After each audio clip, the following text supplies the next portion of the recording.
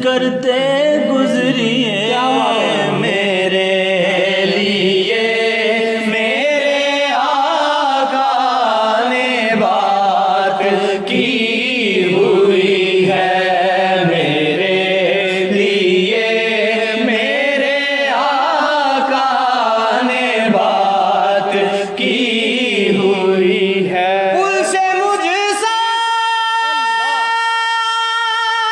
अस्सलामुअलैकुम। आपका ज़िया उल कादरी चैनल पर खुश आमदीद।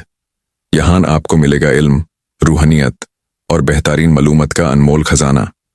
हमारी वीडियोस पसंद आए तो लाइक करें, शेयर करें और सब्सक्राइब करना मत भूलें और बेल आइकॉन दबाना ना भूलिए ताकि हर नए वीडियो की नोटिफिकेशन आप तक सबसे पहले पहुंचे।